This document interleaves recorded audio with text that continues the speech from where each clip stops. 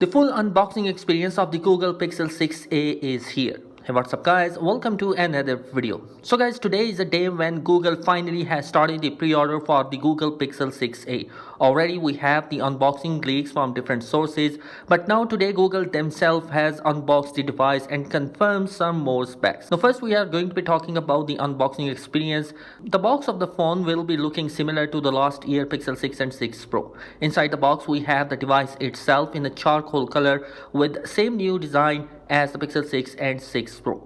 Further in the box we have a quick switch adapter, a USB-C cable, and we also got a quick startup guide alongside with the same ejector pin. Unfortunately, just like Apple and Samsung, Google also removed the charger from the box, which is quite unfortunate. Now the device is wrapped in a white paper on the front where we have the fingerprint logo appeared, which confirms that this device is going to be coming with the in-display fingerprint scanner. Now we do hope that if this device is coming with an in-display fingerprint scanner, it will be improved than the Pixel 6 and 6 Pro. Further, it has a smaller 6.1-inch screen as compared to Pixel 6, and we also don't have a higher refresh rate. It only supports a 60 Hz of refresh rate.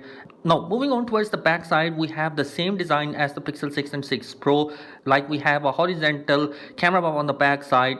But the difference in here that we have a dual camera setup on the back side, but they are wrapped in a circular shape, which give it a slightly different look.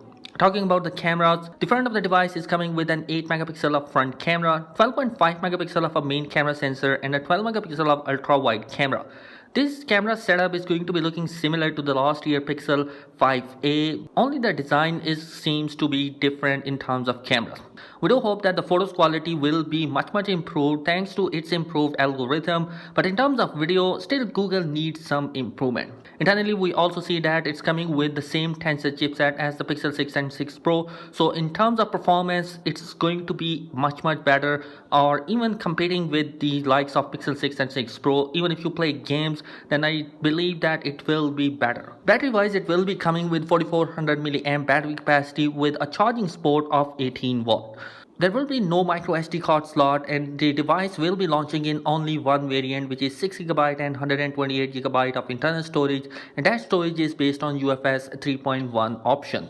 Although the device is looking good in this price category, but there are some compromises, like we have a Gorilla Glass 3 protection on the front, an IP67 water and dust rating, and a 3D thermal coating on the back, which I think is going to be a plastic one. And looking about the competition right now, if you look at the Nothing Phone 1, it is coming with a glass bag, and even the Xiaomi company is coming with a front and back with a Gorilla Glass 5 protection.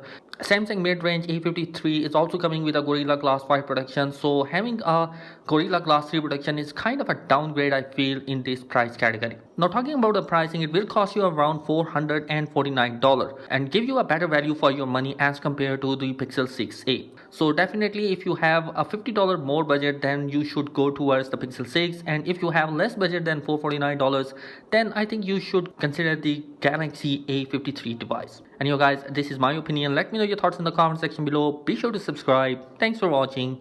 Peace.